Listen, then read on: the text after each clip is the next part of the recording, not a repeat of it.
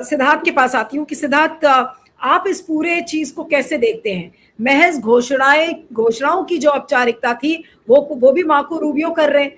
आज ये तो कोई बताए कि ना वेनेजुएला अनाउंस करता है, ना इंडिया कुछ कहती है, और मार्को रूबियो कूद पड़ते हैं कि अरे भाई ये तो वेनेजुएला की प्रेसिडेंट आने वाली थी। वो बात दूसरी है कि इबोला वायरस के चलते वो समिट कैंसिल हो गई, बिग कैट अलायंस। जी जी, मामला जैसे आप कह रहे हैं वो ये तो इसका क्या कहते हैं, किसी रोग का ये एक सिम्टम है कि हमको बुखार लग रहा है, लेकिन इसके पीछे का कारण क्या है? सबसे बड़ी बात यह है कि आप जो कह रहे हैं कि विदेश मंत्रालय बंद होना चाहिए या विदेश मंत्रालय इसमें अपनी संप्रभुता को कहीं अमेरिका के मार्को रूबियो साहब को तो नहीं दिया है। ये मामला उससे ज्यादा गंभीर है, क्योंकि किसी भी सभ्यता की संप्रभुता का मापदंड होता है कि उस देश के लोग खुद के खाने और चीजें बनाने के मामले में कितने स्वतंत्र या परतंत्र निर्णय लेते हैं। पिछले साल 2025 को 12 फरवरी तक भारत खाद्य सुरक्षा के मामले में संप्रभु था।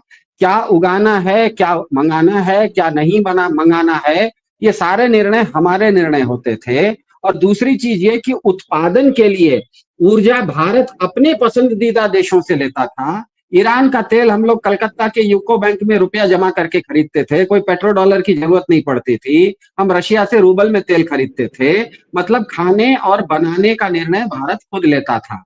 पर एक दिन बाद 13 फरवरी 2025 को भाजपा के 56 इंची प्रधान ने व्हाइट हाउस में जाकर खाने और बनाने के निर्णय में अमेरिका को जगह दे दी। भाजपा ने दस्तखत कर दिया कि भारत मवेशी के चारे से लेकर पेट्रोल तक अमेरिका के इच्छा के अनुसार लेगा। और उसके तुरंत बाद आप देखिए कि ट्रंप प्रशासन अपने सबसे विश्वस्त आदमी मार्को रूबियो को भारत का क्या कहते हैं राजदूत घोषित करता है। हालांकि मार्को रूबियो साहब पहली बार भारत उतरते हैं पिछले साल क्या कहते हैं अक्टूबर नवंबर में, लेकिन इतने ताकतवर हो चुके हैं तब तक कि भारत में बिना उतरे भारत के वो राजदूत हैं। भारत में अपने ऑफिस में वो आए नहीं है। भारत के राजदूत होते हुए भी भारत के राष्ट्रपति को आके उन्होंने अपना कोई एक औपचारिकता होती है कि किसी भी देश का राजदूत बनता है तो वो राष्ट्रपति को आके अपना कागज पत्र दिखाता है और अपनी उस देश से भी अपनी नियुक्ति करवाता है। मार्को रूबियो साहब हालांकि मार्च अप्रैल मतलब फरवरी के भारत और अमेरिकी व्हाइट हाउस के समझौते के बाद घोषित हुए, लेकिन पिछले साल वो अक्टूबर नवंबर तक भारत उतरे नहीं। लेकिन मई में जो आपका ऑपरेशन सिंदूर हुआ, जिसमें कि 10 मई 2025 को सुबह 10:30 बजे हमको भारतीय सेना ने बताया, भारतीय सेना की दो जो महिला कमांडरें थी, कर्नल सोफिया कुरैशी और कर्नल सिंह, जो क्या कहते हैं विंग कमांडर सिंह, इन्होंने बताया कि कल रात में हमने इतनी ज्यादा पाकिस्तान पे बमबारी की है कि भारत के एक हाथ में तो आ गया है अखंड भारत और दूसरे हाथ में आ गया है पीओके। ये स्थिति होने के बावजूद शाम को 5:30 बजे मार्को रूबियो साहब अमेरिका में बैठे बैठे अगर घोषित कर देते हैं कि हमने सीज फायर करवा दिया है, इसका मतलब ही समझिए कि मार्को रूबियो साहब और ट्रंप प्रशासन का भाजपा के ऊपर कितना ज्यादा चलता है। इसके बाद की सारी चीजें आप देखिए कि ट्रंप साहब कभी बोल देते हैं कि मैंने सीज फायर करवाया, कभी ट्रंप साहब बोल देते हैं कि हमने 10 हवाई जहाज इनके गिर गए, कभी यहाँ तक ट्रंप साहब बोल देते हैं कि हम इनका कैरियर खराब कर देंगे। क्या ये सच नहीं है कि ट्रंप साहब बोले हैं कि हम इनका कैरियर खराब कर देंगे? एक बार नहीं कई बार उन्होंने बोला है। तो और उसके बाद जब सबसे मजेदार बात यह है कि अक्टूबर नवंबर में मार्को रूबियो साहब पहली बार भारत में उतरते हैं, तो दिल्ली के अंतर्राष्ट्रीय हवाई अड्डे पर उतरने के बाद न वो सीधे भारत के राष्ट्रपति से मिलते हैं, न तो प्रधानमंत्री से मिलते हैं, और न ही विदेश मंत्रालय में जाके अपना कागज दिखाते हैं। वो सीधे अमेरिकी दूतावास में पहुंचते हैं, एक प्रेस कॉन्फ्रेंस करते हैं और सीधे कहते हैं कि मैं यहाँ पर आ गया हूँ, इसके बाद से मैं भारत की जनता के साथ सीधा संवाद करूंगा। और उसके बाद हमको पता है कि वो भारत के आर्मी के वेस्टर्न कमांड में जहां पर भारत के नागरिकों को, भारत का खुद नागरिक जिस भारतीय सेना के वेस्टर्न कमांड में नहीं जा सकता बिना पूछताछ के, वहां पर अमेरिकी राजदूत जब चाहिए पहुंच जाते हैं। वो कभी बेंगलोर में किसी फुटपाथ पर डोसा खाते हुए पाए जाते हैं, कभी वो चेन्नई चले जाते हैं, कभी कलकत्ता चले जाते हैं। मतलब उन्होंने इसको एक रामायण में कहा जाता है, परम स्वतंत्र न सिर पर कोई, भावई करई मन ही जन सोई। मतलब मार्को रूबियो एक ऐसा आदमी है जिसके सर पर कोई नहीं है। भारत की सरकार, भाजपा की सरकार, भाजपा के प्रधान जी, कोई उनके ऊपर नहीं है। उनको जो मन में आता है वो करते हैं। इसी कड़ी में आज ये देखने को आप जो आज ताजा बता रहे हैं कि वेनेजुएला के राष्ट्रपति, वेनेजुएला एक देश है, वेनेजुएला का एक राष्ट्रपति हैं, अगर वेनेजुएला के राष्ट्रपति भारत आने वाले हैं या वो भारत नहीं आने वाले हैं, उसकी चर्चा या उसकी जानकारी अमेरिकी विदेश मंत्री मार्को रूबियो साहब कैसे दे रहे हैं? या तो भारत सरकार देती या तो वेनेजुएला की सरकार देती। ये अपने आप में बताता है कि आज की तारीख में मेरे ख्याल से भाजपा पूरी की पूरी तरह भाजपा जो है वो ट्रंप प्रशासन और ट्रंप प्रशासन के भारत में जो एजेंट हैं, और वो एजेंट सामान्य नहीं है, बहुत ताकतवर एजेंट हैं। वो एक तरह से ट्रंप साहब के ही क्या कहते हैं ऑल्टर ईगो आप कह सकते हैं। ट्रंप साहब जितनी ही ताकत रखते हैं वो ट्रंप साहब वो 24 घंटे इनके ऊपर निगरानी रखते हैं और इनके सारे निर्णय, सारे नीतिगत निर्णय जो भी इनको करना है वो उनके पूछे बगैर, उनके निगरानी के बगैर होता नहीं है। क्योंकि 13 फरवरी 2025 को भाजपा के प्रधान जी ने हस्ताक्षर क्योंकि कर दिया है व्हाइट हाउस में जाके कि खाने के मामले में और बनाने के मामले में हम दोनों ही मामलों में आपके बाद अमेरिका से पूछेंगे। तो आप तो पहले ही जो चीज मेरे ख्याल से ये करीब 1.5 साल पहले हो चुकी है, उसके असर आज आपको देखने को मिल रहे हैं। अब मैं अंतिम कमेंट लूंगी सिद्धार्थ से कि सिद्धार्थ कुल मिलाकर क्या कहा जाए। मोदी जी 5 देशों के दौरे से अभी लौटे हैं और अब फिर से यही हिंट मिल रहा है, जिस तरीके से मार्को रूबियो ने अनाउंस किया है कि मोदी जी के हाथ में अब विदेश नीति है ही नहीं, ना मोदी जी के विदेश मंत्रालय में। तो जो आज हमने थंबनेल में जो सवाल रेज किया है, क्या वो सवाल गलत होगा कि विदेश मंत्रालय खोलकर इस तरीके से टाइम को क्यों वेस्ट किया जाए?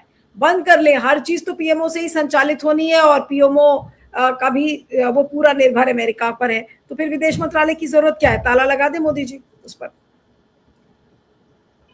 जी, एक चीज तो मेरी ये समझ में नहीं आता है कि कोई शिखर वार्ता करने के लिए सभी लोगों को एक जगह अगर जमा होना है तब तो ये कार्यक्रम पब्लिक इंडिया पर हो ही नहीं रहा होता, क्योंकि हम 3 आदमी हैं, 3 अलग अलग जगह पर हैं, तो ये ऑनलाइन मीटिंग वगैरह होती किस लिए है?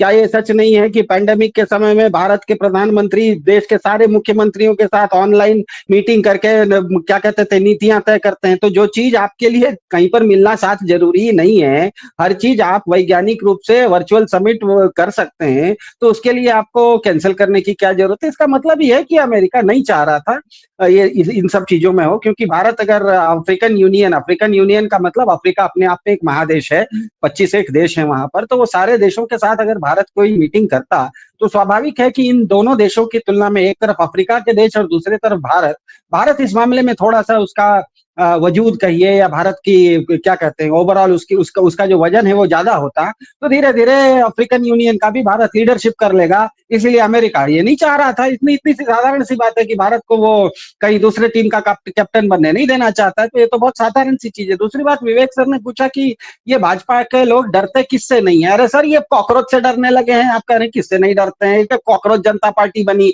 वो भी ढंग से कोई रजिस्टर्ड भी पार्टी नहीं बनी, खाली ट्विटर पर खेल रहे थे। ये कॉकरोच से डरने वाले, ये पूरा का पूरा डर के बिजनेस के, ये खुद भी डर का बिजनेस चलाते हैं और खुद भी डरते हैं, यही तो इनकी हालत है। इसीलिए आपने बताया कि वो आरएसएस के कोई बहुत बड़े थे, वहां जाके अमेरिका में हाथ जोड़ के कह रहे थे कि हमने सब कुछ तो किया सर, अब तो माफ कर दो, अब तो जो और क्या करना चाहिए। तो इन सब चीजों, ये सब चीजें अपने आप में बताती हैं कि आपने जिस तरह से नीलू जी आपने पूछा कि भारत की विदेश नीति क्या है, तो मेरे ख्याल से भाजपा के पिछले 10 साल में आप कोई विदेश नीति नहीं होती। नीति जो होती है ना, कोई ठोस चीज होती है, ये केवल और केवल भाजपा राजनीति करती है। नीति और राजनीति में बहुत अंतर होता है। यहाँ पर कोई विदेश, जब आप विदेश की बात करते हैं तो हर देश के बारे में बोला जाता है कि इस देश की विदेश नीति क्या है। पिछले 10 साल में हमने यहाँ पर भारत में विदेश नीति नहीं देखी, भाजपा की राजनीति देखी है। सुबह से शाम तक राजनीति ही होती रहती है।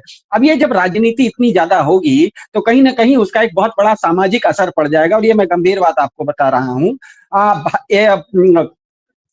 एक मतलब भारत में करीब करीब 30 करोड़ परिवार हैं, उसमें से करीब करीब 10 करोड़ परिवार मिडिल क्लास के हैं, और मिडिल क्लास के हर 20 परिवार में से एक व्यक्ति आज की तारीख में अमेरिका में रहता है। हमारे आपके भी कोई ना कोई परिचित दोस्त, भतीजा, भाई, मामा, चाचा, कोई ना कोई अमेरिका में रहते हैं। तो एक मिडिल क्लास में हर 20 घरों में से एक घर आज की तारीख में उनके परिवार के लोग अमेरिका में रहते हैं। और दूसरी मजेदार बात यह है कि हालांकि ये 20 में से एक हैं, लेकिन भारत की अर्थव्यवस्था में ये सालाना 12 लाख करोड़ रुपया अमेरिका से भारत भेजते हैं, क्योंकि ये 50 लाख लोग अमेरिका में रहते हैं, अमेरिका में खाते हैं, अमेरिका में कमाते हैं। इसीलिए उनकी मजबूरी है कि वो अमेरिका के पक्ष में ही हमेशा खड़ा होते हैं। उनकी नीतियां जो है, उनकी सोच है, वो अमेरिकी है। तो एक मिनट के लिए विराट कोहली भारत के लिए बैटिंग कर रहा हो और सामने से सुनील नारायण वेस्ट इंडीज से बॉलिंग कर रहा हो, उस समय विराट कोहली ये नहीं सोच सकता कि सुनील नारायण तो हिंदुस्तानी है, उसको मानना पड़ेगा कि वो वेस्ट इंडीज का खिलाड़ी है। वैसे ही ऋषि सुनक से बात करते समय भारत सरकार ये नहीं सोच सकती कि ये तो मेरे भाजपा के सांसद के दामाद हैं, उनको मानना पड़ेगा कि वो अंग्रेज हैं, क्योंकि ऋषि सुनक अंग्रेज हैं। तो अमेरिका में रहने वाला मेरा कोई रिश्तेदार अगर है तो मेरा रिश्तेदार भले है, पर वो हिंदुस्तानी नहीं है, वो अमेरिकी है। तो ये जो मार्को रूबियो साहब यहाँ कर रहे हैं, उसके पीछे कारण ये है कि ये जो 50 लाख हिंदुस्तानी, जिसको आप डायस्पोरा, अंग्रेजी में शायद उसको आप लोग डायस्पोरा कहा जाता है, आप लोग एनआरआई कहते हैं, कुछ कुछ बड़े बड़े शब्द का इस्तेमाल करते हैं। ये सारे लोग अमेरिका में बैठे बैठे पूरी की पूरी भारत सरकार को, क्योंकि इनकी अर्थव्यवस्था में भारत सरकार का पिछले साल का बजट था 36 लाख करोड़ रुपए, उसमें से 12 लाख करोड़ रुपए तो भारत को बाहर से आता है, उसमें से भी बहुत बड़ा हिस्सा अमेरिका से डॉलर आता है। तो इन लोगों का पूरा एक इकोसिस्टम वहां बैठा हुआ है, जो कि यहाँ पर मार्को रूबियो साहब ट्रंप साहब के बहुत मजबूत एजेंट बन के एक व्यक्ति दिल्ली में बैठे हुए हैं, और भारत के, हिंदुस्तान के 50 लाख लोग अमेरिका में बैठे हुए हैं, जो कि वहां पर वो भी अमेरिकी एजेंट बने हुए हैं। तो ये दोनों के बीच में भाजपा फंसी हुई है, और भाजपा इसको राजनीति कर रही है, इसमें कोई विदेश नीति की चीज नहीं है। ये केवल अब नीति की बात नहीं है, ये एक सामाजिक समस्या का विषय बनते जा रहा है, ऐसा मेरा मानना है।